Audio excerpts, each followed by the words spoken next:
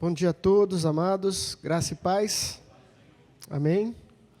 Glória a Deus, amados, a semana passada eu ministrei uma palavra que nós tivemos como alvo, objetivo, relembrar os irmãos acerca do verdadeiro evangelho, não é?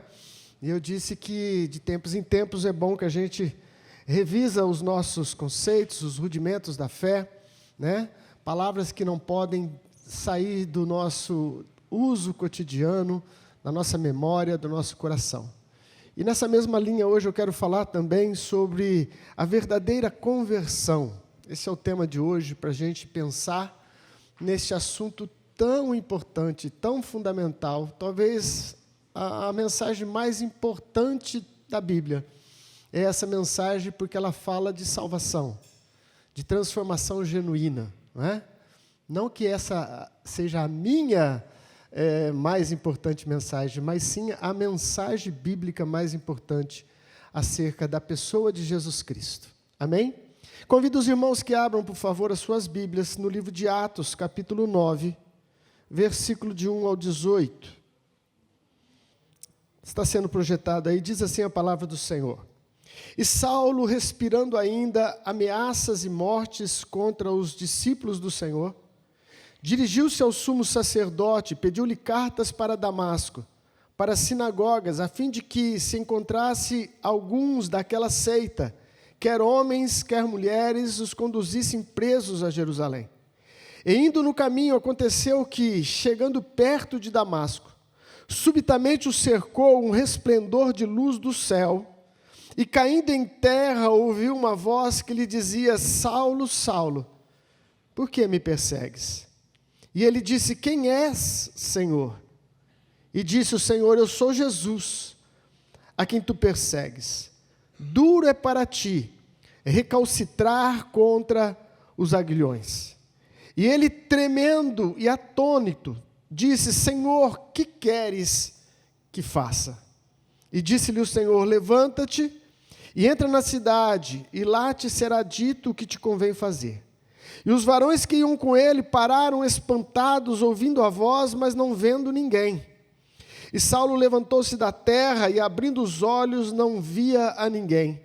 E, guiando-o pela mão, o conduziram a Damasco. E esteve 3 dias sem ver, e não comeu e nem bebeu. E havia em Damasco um certo discípulo chamado Ananias. E disse-lhe o Senhor em visão: Ananias, e ele respondeu: eis-me aqui, Senhor. E disse-lhe o Senhor: levanta-te, vai à rua chamada direita, e pergunta em casa de Judas por um homem de Tarso chamado Saulo, pois eis que ele está orando. E numa visão ele viu que entrava um homem chamado Ananias, e punha sobre ele a mão para que tornasse a ver. E respondeu Ananias: Senhor, de muitos ouvi acerca deste homem. Quantos males tem feito aos teus santos em Jerusalém? E aqui tem poder dos principais dos sacerdotes para prender a todos os que invocam o teu nome. Disse-lhe, porém, o Senhor: vai, porque este é para mim um vaso escolhido para levar o meu nome diante dos gentios e dos reis e dos filhos de Israel. E eu lhe mostrarei quanto deve padecer pelo meu nome. Ananias foi e entrou na casa, impondo-lhe as mãos, disse: irmão Saulo, o Senhor Jesus, que te apareceu no caminho por onde vinhas, me enviou para que tornes a ver e seja cheio do Espírito Santo. E logo lhe caíram dos olhos como que umas escamas, e recuperou a vista, e levantando-se, foi batizado. Até aqui, palavra do Senhor, amém? Curva a tua cabeça, Pai, mais uma vez. Eu te dou graças pela oportunidade que temos, pela liberdade que temos em nossa nação de nos reunirmos em o nome de Jesus. E juntos, ó Pai, buscarmos a Tua direção, a Tua presença, a Tua graça, a Tua unção. Fala conosco mais uma vez, Senhor, nós nos colocamos diante de Ti, em nome de Jesus. Amém. Para falar de conversão, acho que nada melhor do que usarmos este episódio na vida de Saulo, não é? Que depois se tornou o grande apóstolo Paulo, porque este foi um dos eventos mais marcantes do cristianismo. Há quem diga que depois da morte e ressurreição do nosso Senhor Jesus Cristo, A conversão de Saulo de Tarso foi o segundo maior episódio da história cristã. E eu, modesta parte, concordo com isso, porque realmente este homem foi um instrumento usado por Deus para trazer um arcabouço teológico, uma espinha dorsal da fé cristã que nenhum outro, acho que conseguiria tal proeza do grande Saulo, do grande apóstolo Paulo. E se tem alguém que a gente pode olhar na sua experiência pessoal de conversão, de salvação, e poder dizer, olha, isso é o resumo do que eu preciso experimentar, isso é o resumo daquilo que eu tenho que viver, talvez seja essa experiência singular que passou este homem chamado Saulo, Saulo de Tarso. Deixa eu fazer uma apresentação para vocês de quem era este homem, não é? Alguns dizem, por que Deus mudou o nome de Saulo para Paulo? Na verdade, Deus não mudou o nome de Saulo para Paulo. Na verdade, Saulo e Paulo eram o mesmo nome de uma mesma pessoa. Saulo era um nome hebraico, não é? E Paulo, um nome mais familiarizado com a cultura da época, né? Um nome grego. Então, ele era conhecido como Saulo e ele era conhecido como Paulo. Muitas vezes a própria Bíblia fala dele como Saulo e às vezes usa o sobrenome ou codinome chamado Paulo. Mas Saulo era um cidadão romano, conseguiu essa cidadania romana, muito embora fosse um judeu. E aqui está o seu currículo, olha, ele nasceu na província de Sicília, essa província pertencia à capital Tarso. Tarso era uma capital, na época, muito intelectual. Era uma das capitais que concorria com Roma no sentido de uma cultura acadêmica. Então, ele estava em uma cidade onde estudar era algo prezado por quase todos daquela cidade. Uma cidade conhecida como um centro acadêmico da época. Por isso que ele é chamado Saulo de Tarso. Ele mesmo disse que ele era hebreu de hebreu, falando da sua pureza judaica. Ele era alguém que nasceu da tribo de Benjamim. E os judeus têm muito isso, né? Como nós temos as nossas certidão de nascimento e tudo registrado, né? De quem nós somos filhos, etc, etc. O povo judeu seguia essa conduta de identificação de tribo. Então, eles tinham uma genealogia muito, muito ampla, que, conforme fosse um cidadão, chegava até os primórdios dos seus parentes, os primeiros parentes lá atrás. E Saulo diz que ele era da tribo de Benjamim.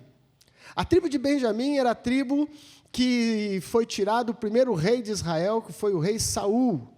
E é por isso que Saulo foi colocado esse nome nele, não é? Porque Saulo é uma derivação de Saul, como uma homenagem ao grande rei Saul, porque eles eram da mesma tribo.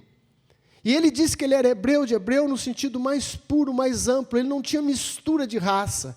Toda a sua genealogia seguia os critérios estabelecidos por Deus na Escritura, onde que não era permitido mistura de raça, né? O povo judeu tinha que se manter de forma mais pura, imaculada. Tudo isso tinha um propósito, nós sabemos que era a vinda do nosso Senhor Jesus Cristo.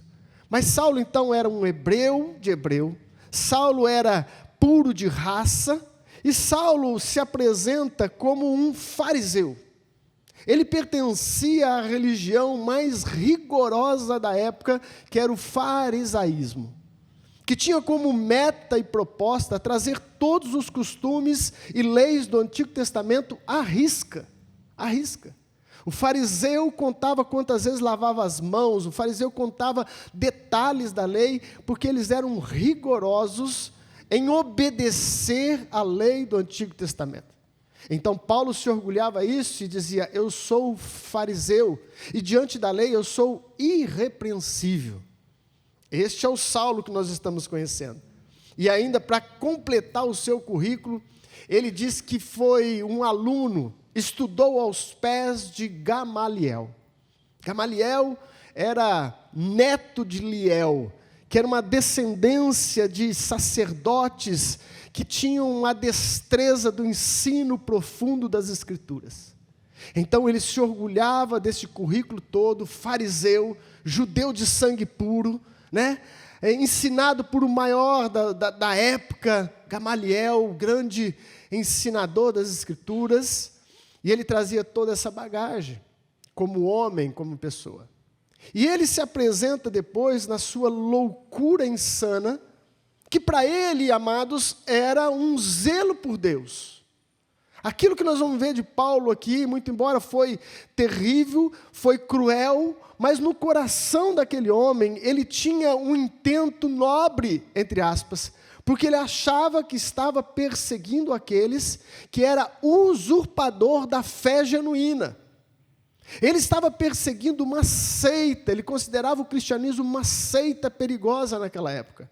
Então ele fazia tudo com zelo a Deus, por incrível que pareça, fazia como se fosse um culto a Deus, um sacrifício a Deus, a perseguição que ele impôs de forma ferrenha contra os cristãos daquela época. O texto começa dizendo que ele respirava ameaça. Essa terminologia usada aqui, ela é interessante porque ela se encaixa a feras, a animais. É como se estivesse dizendo, ele bufava raiva, ele bufava ódio, ele bufava ameaças sobre os cristãos. E o próprio apóstolo Paulo, ele fala lá em Atos 26, acompanham comigo aí, por favor, Atos 26, versículo de 9 a 11, ele apresenta então parte dessa sua estrutura de perseguidor, né? A extensão do seu currículo, ele fala aqui o que ele era capaz de fazer. Atos capítulo 26, versículo de 9 ao 11, ele diz assim: eu também estava convencido de que deveria fazer todo o possível para me opor ao nome de Jesus o Nazareno. E foi exatamente isso que fiz em Jerusalém. Com autorização dos chefes dos sacerdotes, lancei muitos santos na prisão, e quando eles eram condenados à morte, eu dava o meu voto contra eles. Muitas vezes, ia de uma sinagoga para outra, a fim de castigá-los, e tentava forçá-los a blasfemar. Em minha fúria contra eles, cheguei a ir a cidades estrangeiras para persegui-los. Que homem era esse, hein? Que estado mental, psicológico, que desejo insano que ele tinha de destruir o cristianismo no começo do século I, começo da igreja, a implantação da igreja, quando tudo estava ainda vivo, forte, o cristianismo estava se expandindo, pessoas estavam se convertendo. E levanta-se este homem chamado Saulo, que se tornou o maior adversário da igreja do primeiro século. E essa história que nós lemos tem uma reviravolta incrível, não é? E ela serve para a gente trazer à mente e já aquecer o nosso coração, que aquelas pessoas que a gente acha que seria impossível se converter, por razões que a gente julga ser impossíveis, eu conheço um, este nunca vai se converter. Este nunca vai se entregar a Cristo, porque este homem é duro, porque este homem é isso, essa mulher é isso, é aquilo. Quando a gente olha a história de Saulo, a gente tem que ser impactado e, em primeira instância, entender que não há impossíveis para Deus. Que não há nenhum homem, nenhuma mulher que esteja completamente impossibilitado de ter um encontro profundo com Deus.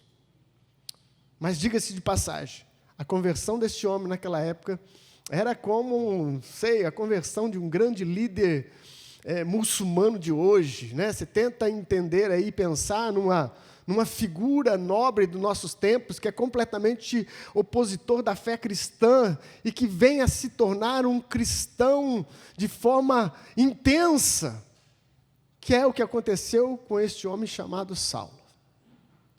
Quando a gente tem a proposta de abordar um tema tão profundo como este, a verdadeira conversão, eu confesso que é difícil, porque nós não temos como julgar ninguém. Não tem como você saber quem verdadeiramente teve uma entrega profunda com Cristo, uma conversão genuína, ou quem não teve, não é? Por quê? Porque a Bíblia diz que essas evidências, elas se dão pelos frutos da vida das pessoas. E como nós não convivemos uns com os outros de forma integral, não é? Não tem como você saber se o seu irmão da direita é um cristão que realmente experimentou essa tal conversão ou não. Ou se ele frequenta a igreja porque foi atraído por algum motivo. Então isso é de fora o íntimo de cada um. E somente aqueles que estão mais próximos de nós é que podem dar um testemunho ainda mais forte acerca dessa conversão. Acerca dessa conversão. Porque mais cedo ou mais tarde, meu querido, nós vamos colocar para fora aquilo que o nosso coração está cheio.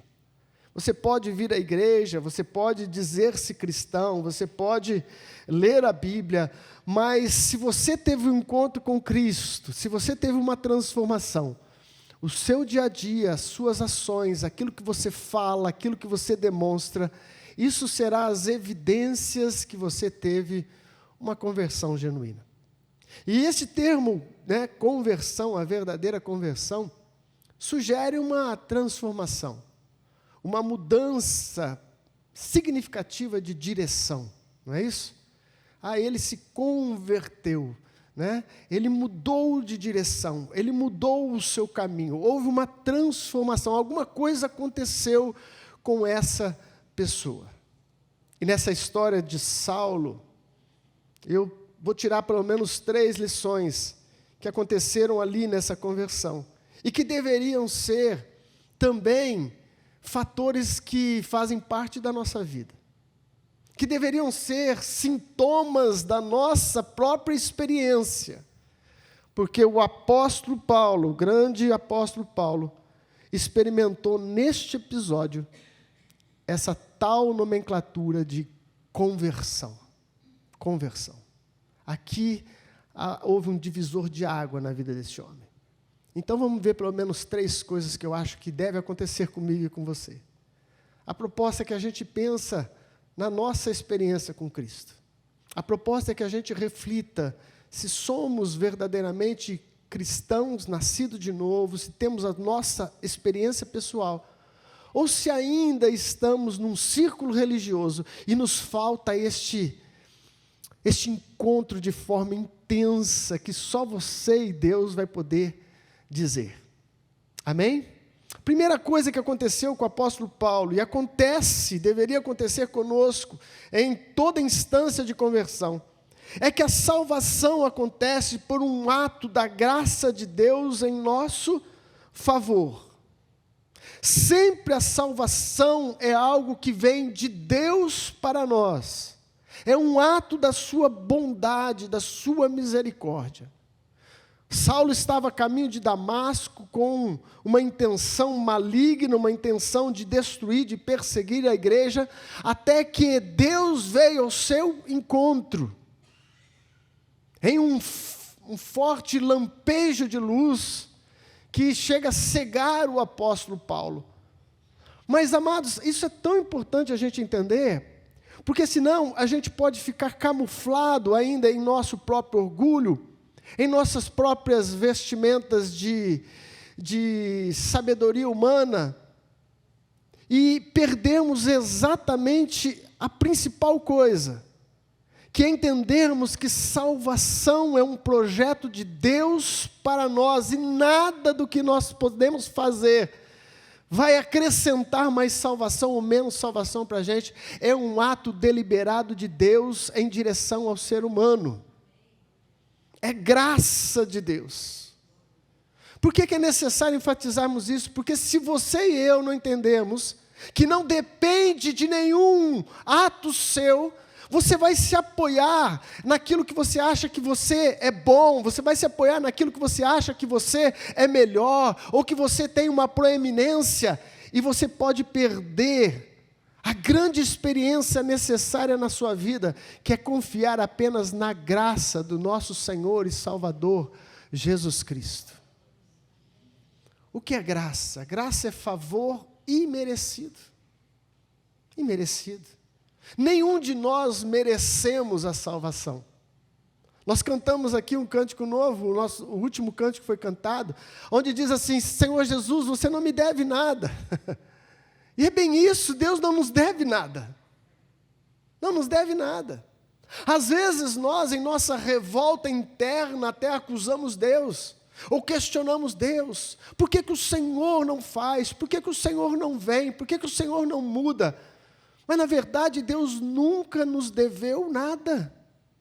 Mas pelo contrário, diz em João 3,16, o texto que nós conhecemos de cor: porque Deus amou o mundo de tal maneira, que deu o seu Filho unigênito, para que todo aquele que nele crê, não pereça, mas tenha a vida eterna. Deus já deu, Ele já fez, Ele já deu um passo em direção a toda a humanidade. Não somente aos cristãos, mas a toda a humanidade. Foi dado a grande oportunidade de um Deus gracioso, que nos dá uma salvação eterna, e isso é graça divina. Isso é graça divina. Esse mesmo apóstolo Paulo, ele fala na carta que ele escreveu aos Efésios, vamos lá comigo, Efésios capítulo 2.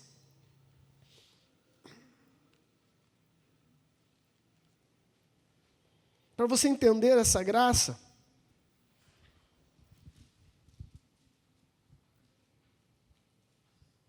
Efésios capítulo 2, versículo 8 e 10, o apóstolo Paulo aqui está dando um vislumbre disso tudo. Ele diz: pois vocês são salvos pela graça, por meio da fé, e isso não vem de vocês, é dom de Deus, não por obras para que ninguém se glorie, porque somos criação de Deus, realizadas em Cristo Jesus para fazermos boas obras, as quais Deus preparou antes para nós as praticarmos.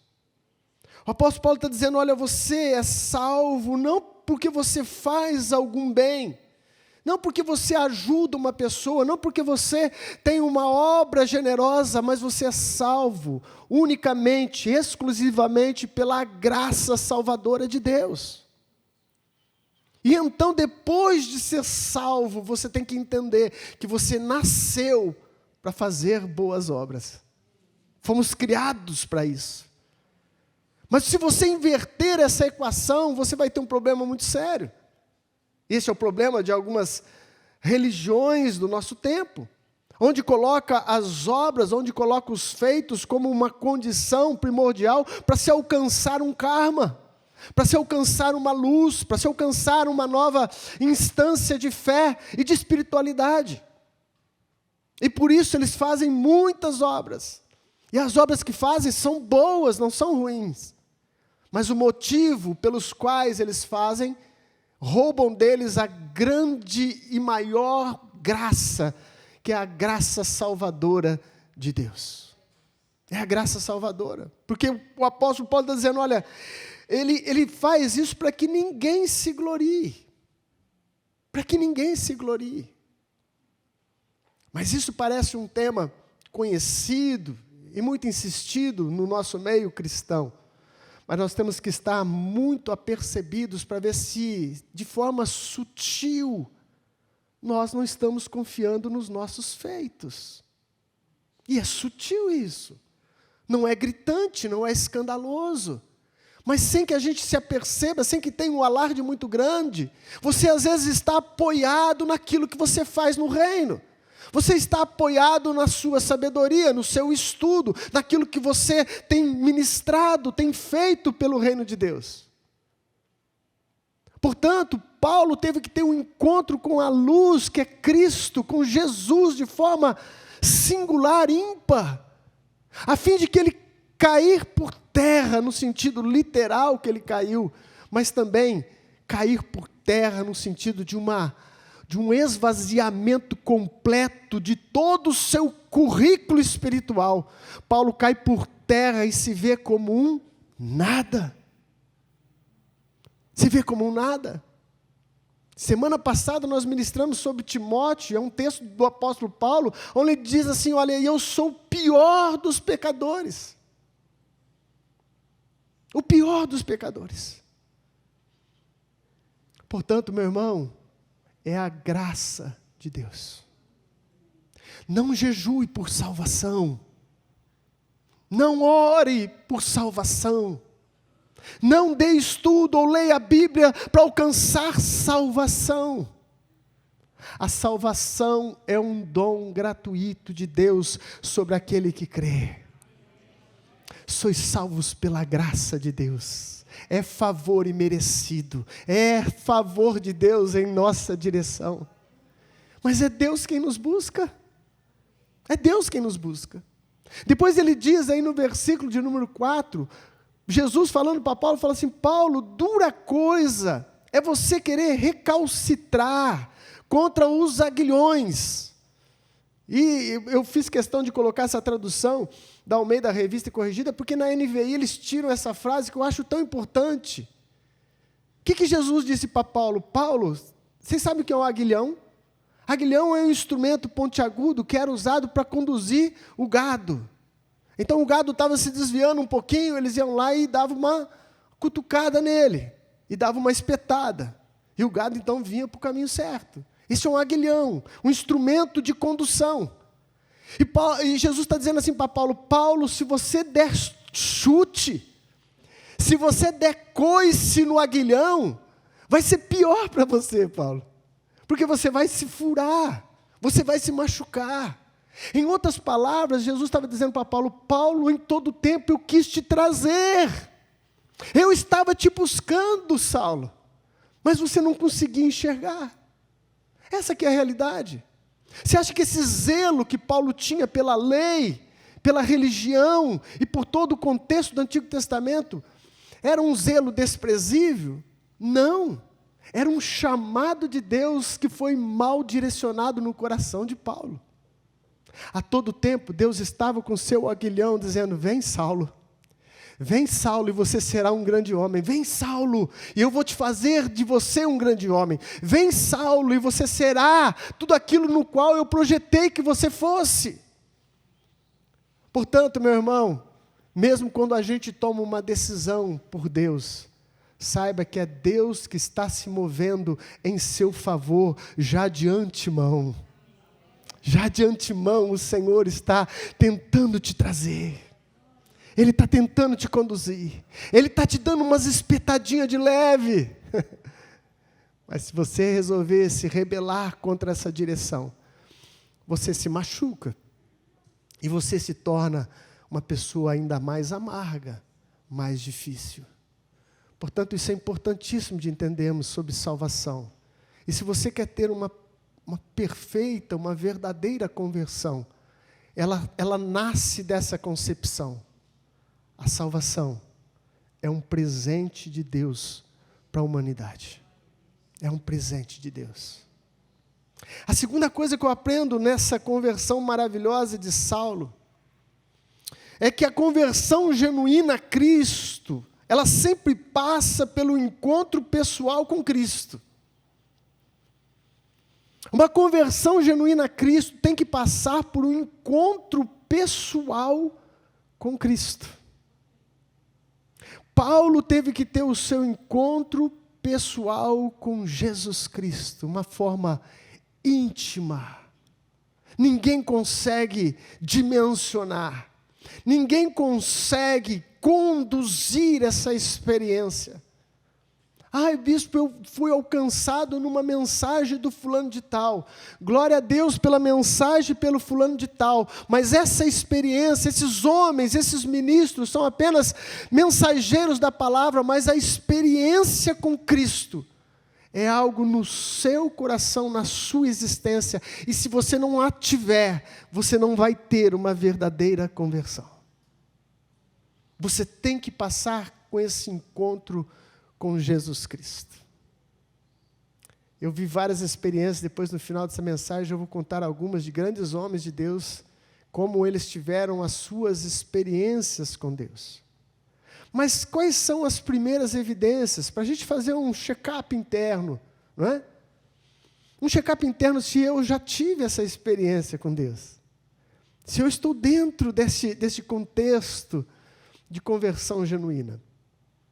É um tripé, e isso vai acontecer em toda a conversão genuína. A primeira coisa, e eu falei isso também a semana passada, sempre que você tiver, ou quando você tiver, um encontro profundo com Cristo, com o Senhor Jesus Cristo, pessoal, você vai ser confrontado no seu pecado. Você será confrontado no seu estado de pecaminosidade. Isso não tem como ser diferente em quase todas as experiências que eu ouvi. Todos foram confrontados de uma maneira ou de outra no seu estado pecaminoso do seu ser. Quando Saulo aqui teve o seu encontro com Jesus, a primeira coisa que Jesus falou para ele, falou assim: Saulo, você está me perseguindo, Saulo. Você acha que está fazendo bem, Saulo? Você acha que conhece as coisas? Você acha que é capaz de enxergar? Você acha que conhece o caminho? Mas você, Saulo, é um perseguidor.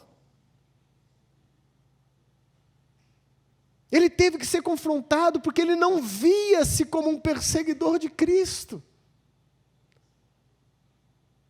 Então, mais cedo ou mais tarde, meu irmão, se você tiver essa experiência profunda com Cristo, pode ter certeza que você vai sentir um peso na sua alma de faltas internas, de imperfeições do seu ser. E isso é provocado por este encontro com Cristo. Ele tem que provocar isso em nós. Porque sem um profundo arrependimento, dificilmente teremos uma profunda entrega. Dificilmente teremos uma profunda entrega. Você já foi confrontado com Cristo, meu irmão? Você já foi confrontado em alguma área da sua vida em que você nem conseguia enxergar, mas estava lá embutido no seu caráter, na sua maneira de ser, um pecado de orgulho, um pecado de blasfêmia, um pecado de insubordinação à vontade divina? Qual é a área da sua vida em que Cristo te confrontou? Porque se você tiver um encontro profundo com Ele, você será confrontado.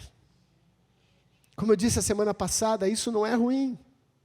Isso é o bisturi de Deus que precisa nos cortar para que haja uma intervenção e que produza cura em nossas almas. Cristo não pode te dar uma nova vida enquanto o mal ainda estiver arraizado no seu coração. É preciso fazer uma cirurgia espiritual. Ele precisa nos tocar com o seu bisturi. E então nos cortar na nossa carne para tirar aquilo que é danoso para a nossa alma, que é o pecado. Não se assombre quando o Senhor te der essa convicção de pecado. Seja bem-vindo ao clube. Somos verdadeiramente pecadores redimidos pelo sangue do Cordeiro. Pecadores redimidos pelo sangue do Cordeiro. Eu citei Spurgeon, que tem uma frase interessante que diz assim: não fique irado quando alguém falar mal de você, pois você sabe que você é bem pior do que isso. Alô? Isso é um tripé. O primeiro é esse confronto, vai acontecer na sua vida. A segunda coisa se encontra nesse versículo de número 6. Quando Saulo teve esse encontro com Deus, diz lá no versículo 6, e ele tremendo e atônito disse: Senhor, o que queres que eu faça? Primeira evidência, o primeiro tripé dessa experiência transcendental com Jesus, o Cristo verdadeiro, ela se dá nessa sensação, nesse sentimento nobre que vem da parte de Deus, que nos mostra as nossas imperfeições, e em segundo lugar, você se depara então com um novo Senhor da sua vida. Paulo então olha e fala: Senhor! Mudou as coisas, meu irmão. Até aquele momento, quem era o Senhor da vida de Paulo era Ele mesmo. Era Ele quem determinava qual caminho ia. Era Ele quem determinava o que Ele faria. Ele governava os seus atos, Ele governava as suas pernas, Ele governava a sua vida. Até este momento. Porque quem tem um encontro real com Cristo, meu irmão, isso tem que acontecer. Jesus Cristo tem que governar a sua vida a partir de então. Ele tem que começar a ser senhor da sua vida. Ele tem que começar a ser o dono da sua vida. Se Jesus ainda não é o dono da sua vida de forma plena, talvez ainda falta uma experiência maior que você precisa ter com Cristo. Porque isso é uma das primeiras coisas que acontece, foi a primeira ou a segunda que aconteceu com Paulo. Ele então reconhece que agora ele tem um novo dono.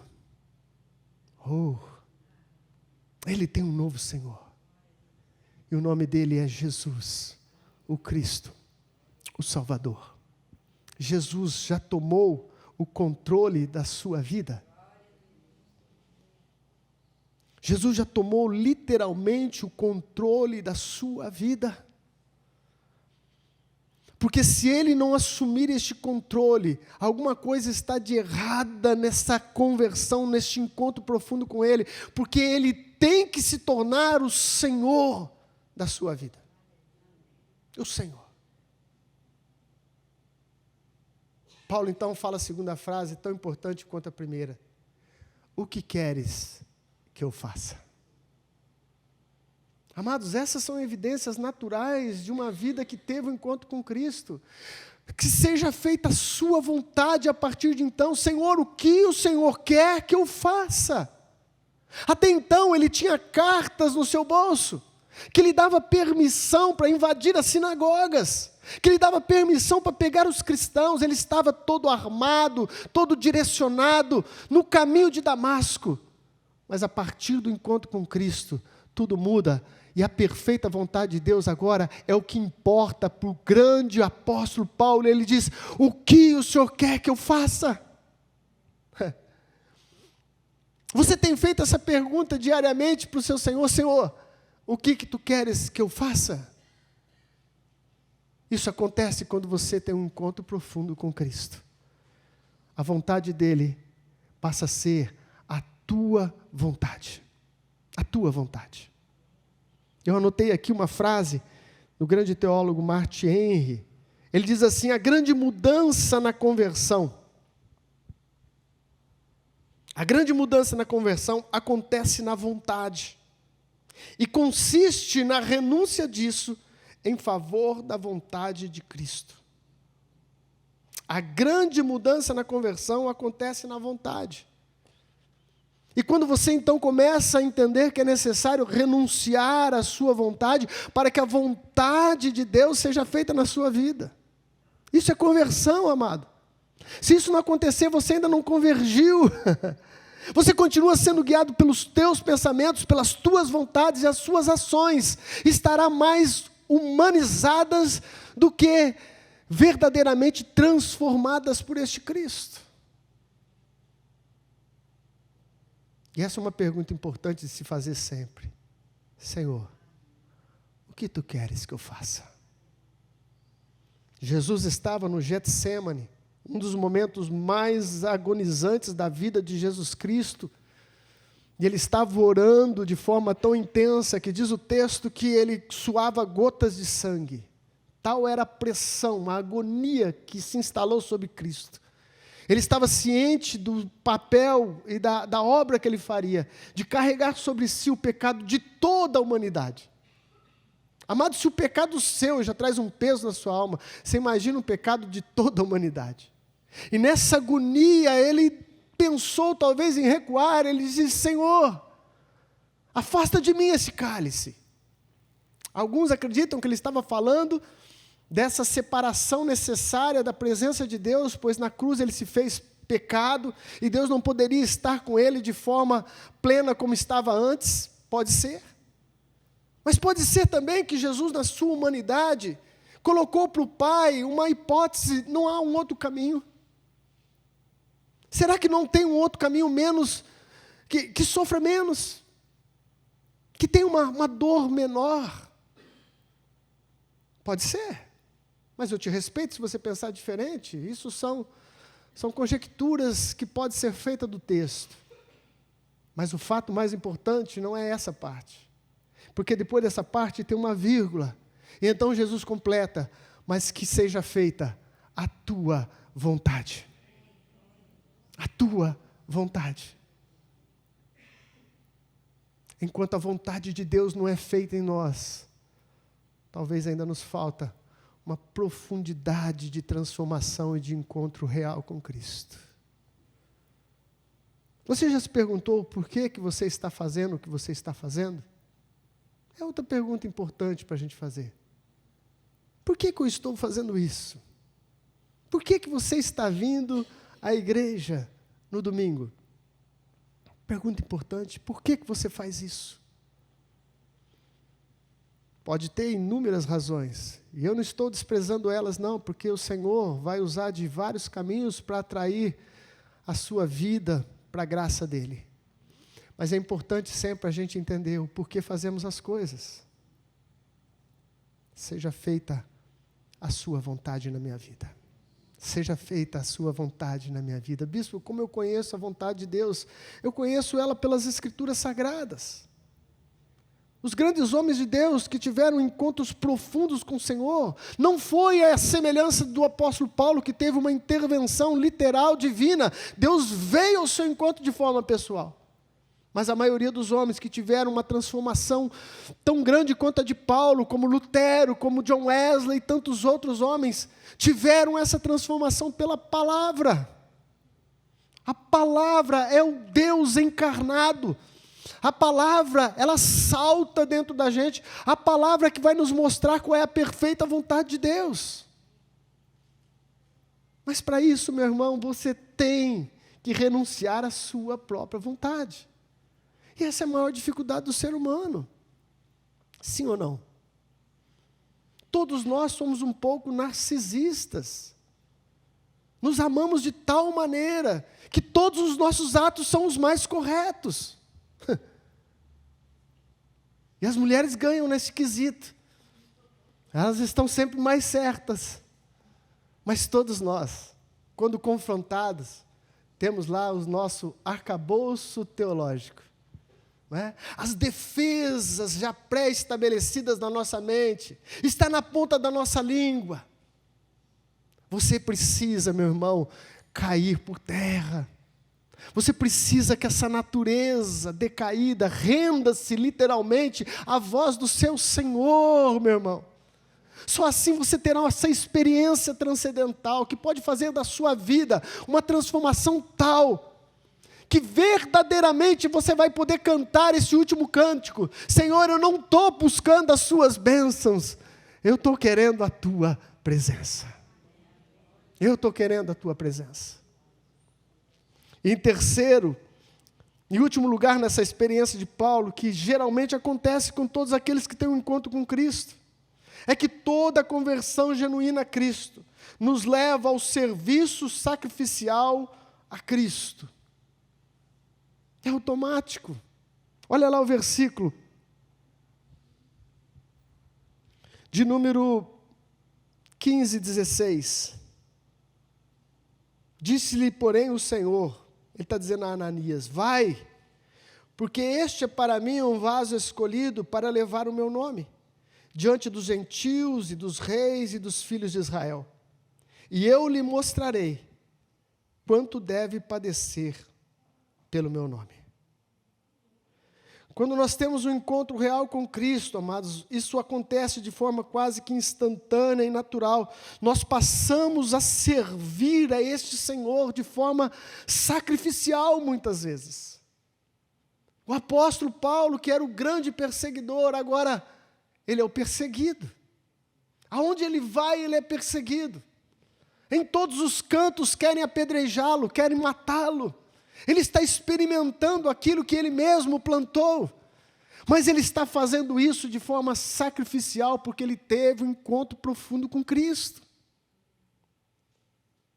Por mais que a gente incentive a igreja a fazer discípulos, a evangelizar, e às vezes fazemos alguns movimentos nesse sentido, e são bons e são necessários para despertar a igreja, mas nada é mais frutífero do que um encontro profundo com Cristo. Porque quem tem um encontro profundo com Cristo, ele não consegue ficar sem falar de Cristo. Por onde ele vai, a sua boca emana Cristo.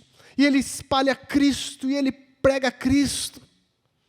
Saulo, que era um que tinha o propósito de deter a propagação do Evangelho, agora ele se torna o maior propagador do Evangelho de Jesus Cristo na história da igreja. Você teve um encontro com Cristo, meu irmão? Não seria necessário o pastor falar para você: olha, pregue Cristo. Olha, seja luz lá no seu trabalho. Olha, seja luz lá na sua família. É desnecessário. Se você teve um encontro com Cristo, você vai jorrar dessa água viva de forma automática. Oh, Senhor, o que queres que eu faça? O que queres que eu faça? Eu estou aqui em um sacrifício vivo para servir o Rei dos Reis e Senhor dos Senhores. Aleluia! Vamos ficar de pé no nome de Jesus. A verdadeira conversão. Quem sou eu para dizer se você já teve este encontro profundo com Cristo ou não? Quem sou eu para estender o dedo em direção a alguém acerca dessa questão que é tão íntima e tão profunda e tão pessoal, que é o seu encontro com Cristo Jesus? Mas eu quero te dizer uma coisa com toda sinceridade. Andei ouvindo algumas declarações de conversões, como por exemplo de John Wesley, que é bem familiar nosso, da igreja metodista. Ele já tinha o seu clube santo, ele já estava servindo a Deus, ele já tinha decidido por Cristo, mas talvez ele nunca teve um encontro profundo com Cristo.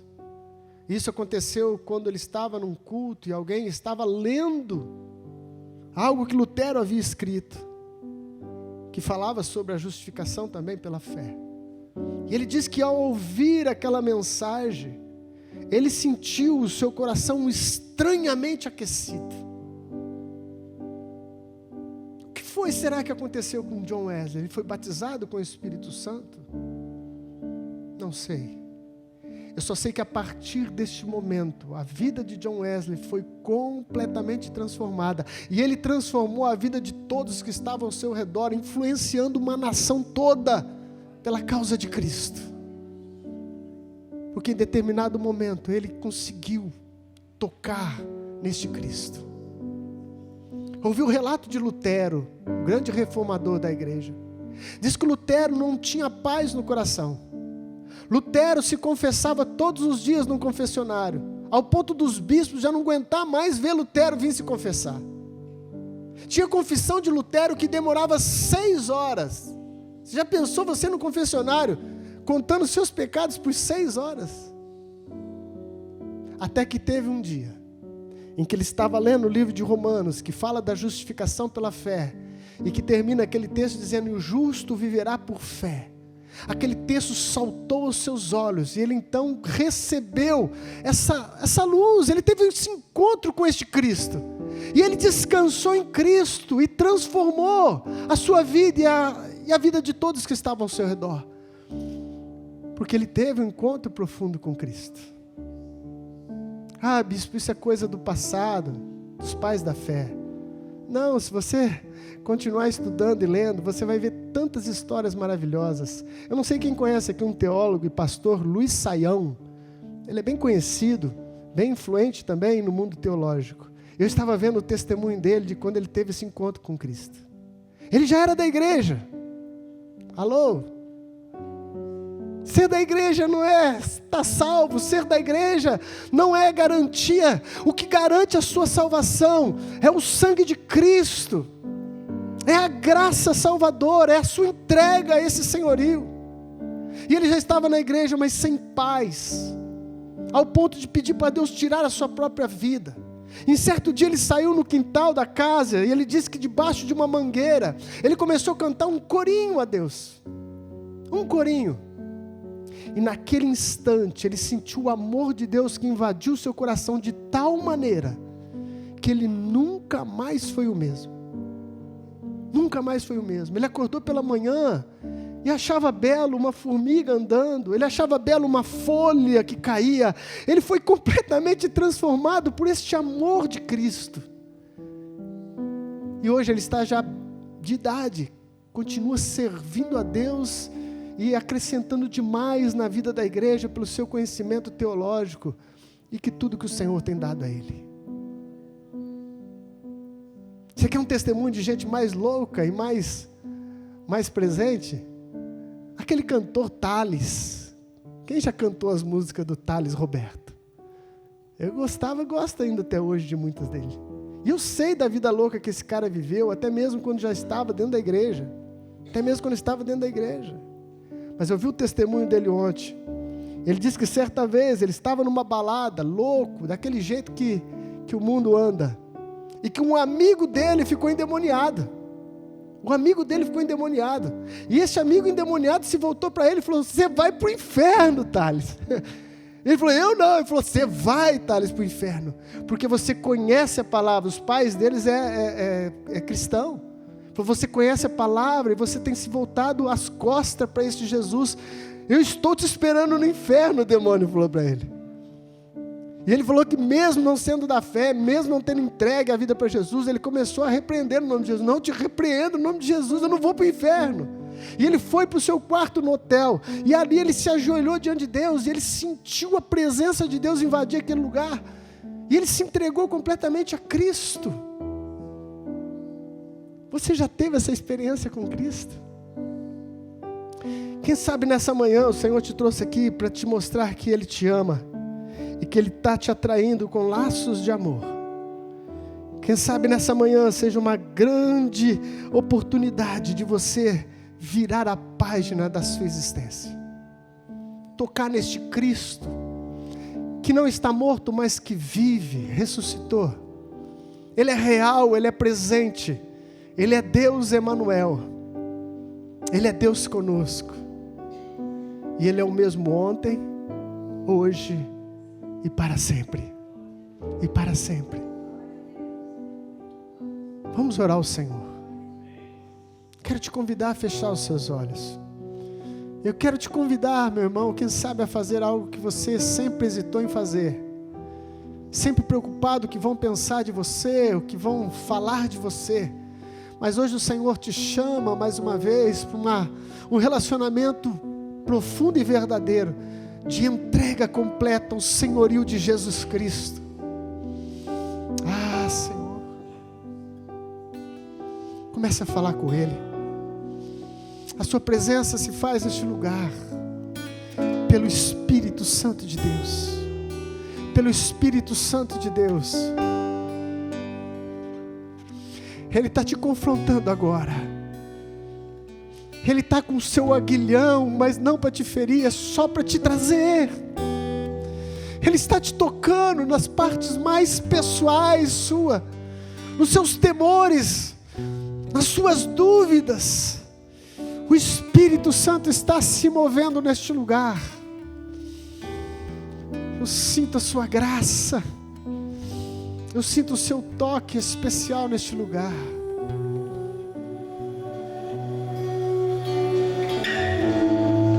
Só quero a ti, nada mais, nada além de ti.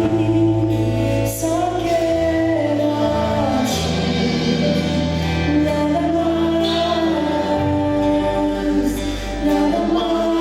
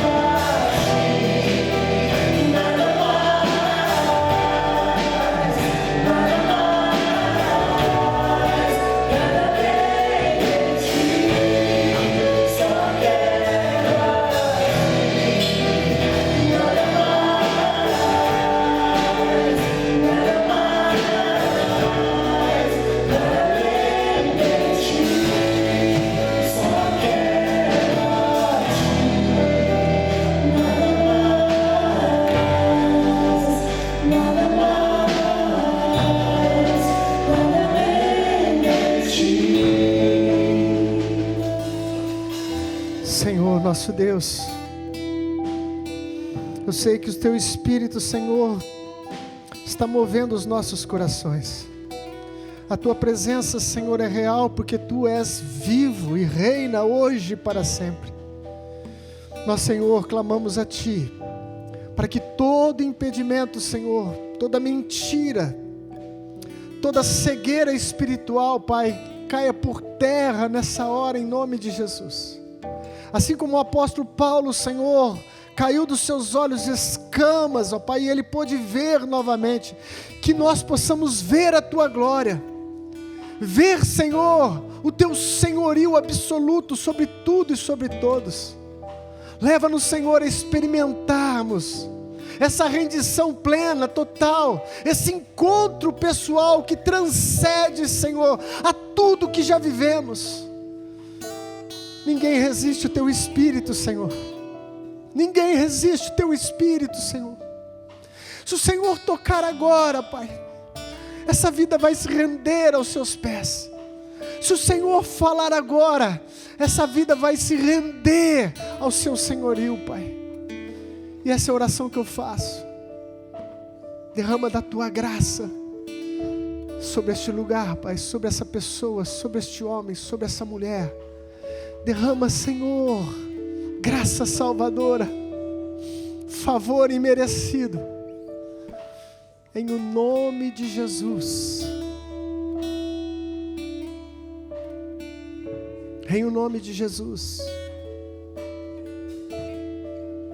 Antigamente era comum os pregadores chamarem à frente para você aceitar a Cristo. Nada contra. Mas eu sei que este encontro, ele acontece aí, agora, no seu coração. Você pode vir aqui à frente e falar, eu te aceito, Jesus. E na verdade não aceitar nada. Mas você pode aí nesse silêncio abrir o seu coração e falar, eu quero Jesus Cristo governando a minha vida. Eu abro mão do controle da minha vida. Eu entrego o volante da minha vida nas mãos de Jesus. Eu quero fazer a vontade de Deus. E você será transformado, transformada, de forma milagrosa, poderosa, por este Deus que transformou Saulo. É o mesmo que transforma hoje e que toca hoje, em o nome de Jesus. Em o nome de Jesus. Erga a tua mão para o céu. Oh Pai Santo, graças eu te dou pela sua visitação. Graças eu te dou pela tua santa, rica e poderosa palavra. Que o grande amor de Deus Pai, que a graça do nosso Senhor Jesus Cristo e a doce presença do Espírito Santo esteja conosco, esteja com todo o povo de Deus, hoje e para sempre. Amém. Graças a Deus. Louvado seja o Senhor.